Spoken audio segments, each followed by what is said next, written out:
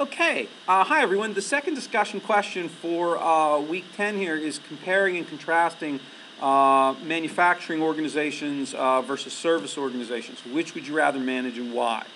Um, from an ease perspective, which one would be easier to manage? I am pretty sure a manufacturing business would be much easier to manage because you have easily measurable metrics. Again, did you produce more of whatever you're producing this week than you did last week? It's a nice, easy way to measure whether or not you as a manager are successful.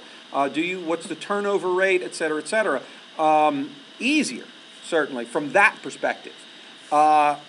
Service-based organizations, much more challenging to manage in that you deal with a lot more people and personal issues.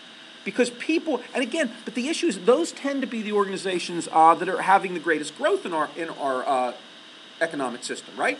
Growth in technology-based, service-based, creative-based organizations, which requires a whole new set of management skills for a manager, right? You have to juggle talent.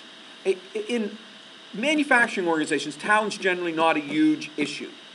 If people have line production functions, they are, in Henry Ford's old mandate, pretty much replaceable parts. One worker out, one worker in. Doesn't require a ton of skill. No offense to anyone who does that.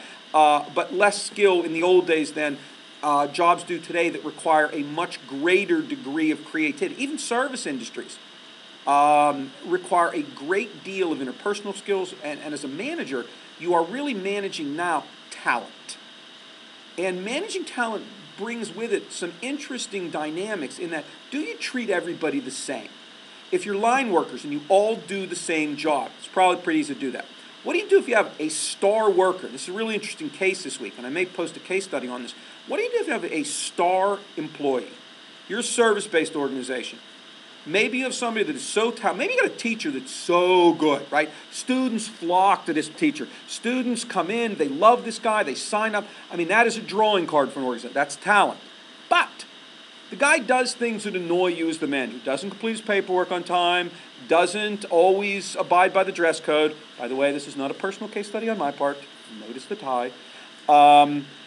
So, as a manager, do you treat talent differently because of what they bring into the organization? So there's a lot of interesting challenges associated with management that we can talk about this week. So it should make for a really interesting discussion. Looking forward to your insights.